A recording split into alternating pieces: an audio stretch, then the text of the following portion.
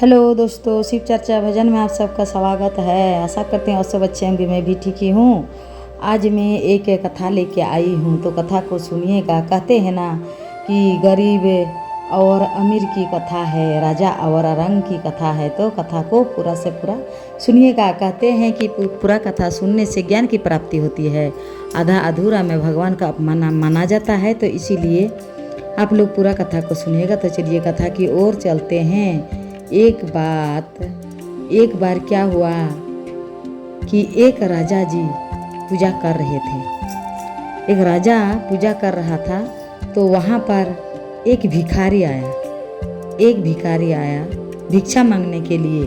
तो राजा बोले कि हम अभी पूजा कर रहे हैं, अभी धूप जला रहे हैं, अभी मेरा घर से तुमको कुछ नहीं मिलेगा, तुम आगे की ओर चल जाओ। वो भिखारी क्या किया, सोचा कि अभी पूजा कर रहे हैं, पूजा के बाद मुझे जरूर कुछ मिलेगा, ना तो नहीं किए हैं ना। इसीलिए भिखारी वो बैठ गया द्वार पर और राजा पूजा किए, पूजा पाठ करके और अपना पेट भर लिए, खाना खा लिए और भूल गए कि द्वार पर कोई भिखारी भी है। तो कुछ देर बाद वो ढेकर मारते हुए बाहर निकले राजा, तब देख रहे हैं कि भिखारी वहीं पर बैठा हुआ है। तो राजा बोले कि तुम अभी तक गया नहीं, तुमको बोले ना कि आगे की ओर जाओ।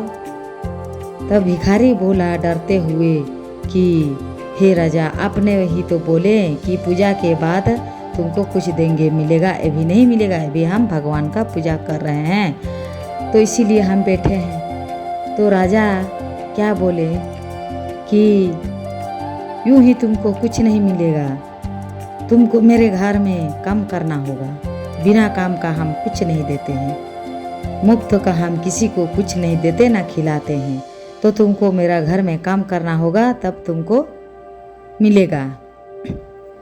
तब क्या क्या वो भिखारी खाना नहीं है, भूख के मारे तड़प रहा है, फिर भी उसको राजा बोल दिए, तो उसको तो काम करना ही है। तो बोले कि हाँ जी राजा साहब, आप बताइए मुझे क्या काम करना है। तो राजा बोले कि तुम मेरे घर का सब सफाई करो, जो कचरा है सब फेंक दो, सब सफाई करो, मेरे घर का कोना कोना सफा करो, और तब तुमको 2 रोटी मिलेगा। तो पेट में अगर भूख है तो लोग काम करने में भी नहीं हिचकिचाते हैं। तो उसको लगा कि काम करने से मुझे खाना मिलेगा, तो वो काम में लग गया, भिखारी काम करने लगा।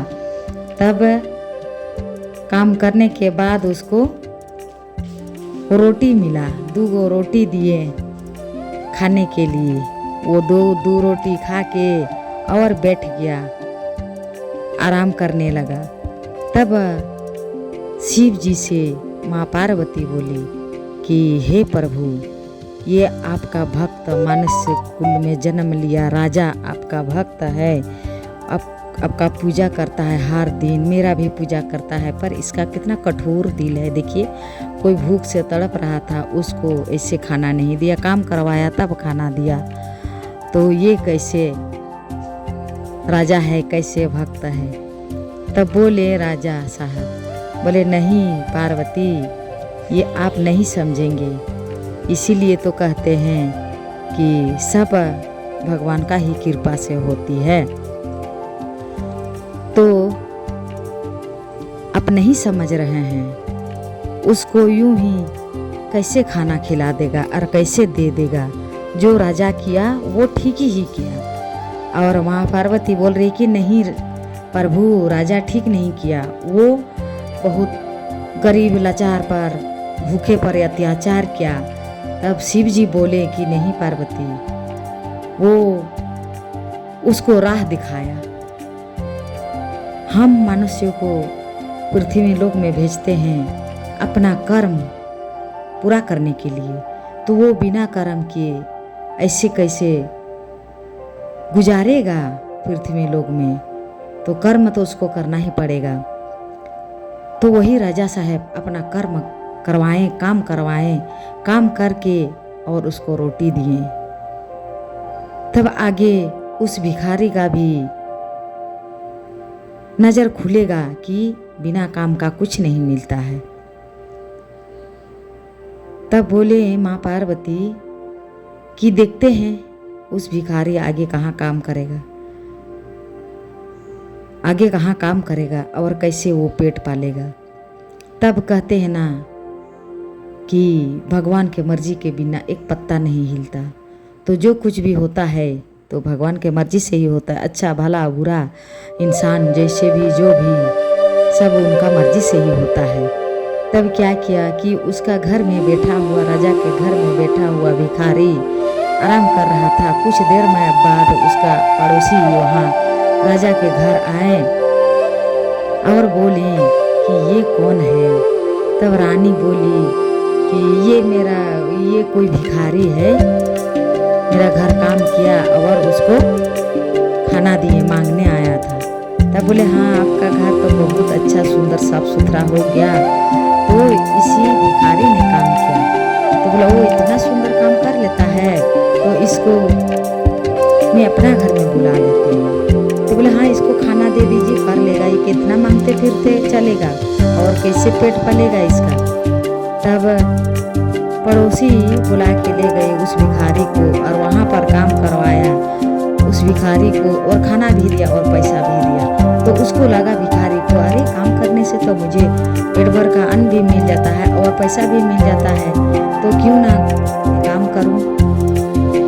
तो वो एक दो घर अपना से काम मिल गया। इसके बाद वो अपने कुछ के काम करने लगा कि पहले तो जाता था भिक्षा मांगने की, कुछ खाना दे दीजिए, रोटी दे दीजिए, चावल दे दीजिए, मांझिए, ऐसे करके घूमते फिरता था। पर जब उसको हाथ में पैसा मिला, पेट भर के अनाज मिला, तो वो खुद जाके और लोगों को पूछने लगा कि कुछ काम है तो मुझे बताइए कि मैं काम करूं और मुझे कुछ पैसा दे दीजिएगा, गरीब हूँ, मेरा पेट भी भर जाएगा, पैसा भी हो जाएगा। तो वो धीरे धीरे जा करके और कमाने लगा, खाने लगा, भिक्षा मांगना छोड़ दिया। तब माँ पार्वती ने बोली कि हे प्रभु आपका लीला अपरंपार है, आपने ठीक ही बोली कि अगर कर्म नहीं करेगा तो पृथ्वी लोक में कैसे गुजारा होगा इसका। काम करके ही तो खाना पड़ेगा ना, कितना भिक्षा मांग के खाएगा। बात सही बोले आप।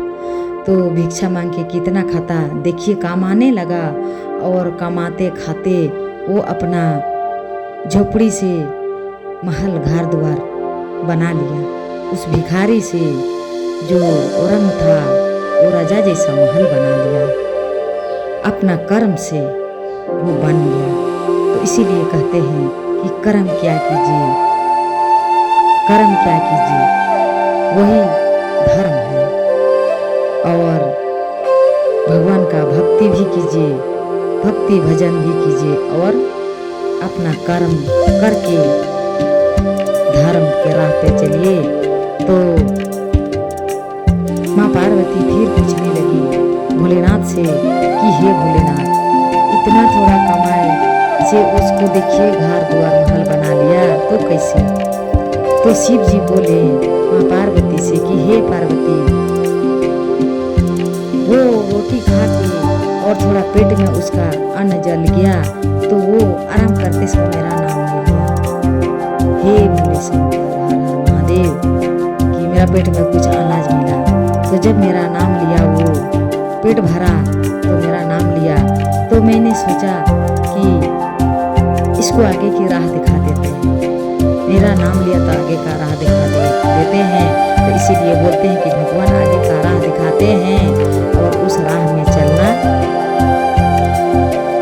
उस व्यक्ति का जिम्मेदारी है। भगवान तो राह दिखाते हैं पर चलना हमें हमारा जिम्मेदारी। हम चले या ना चले, सच के राह पे चले या गलत के राह पे चले, वो तो मेरा जिम्मेदारी है।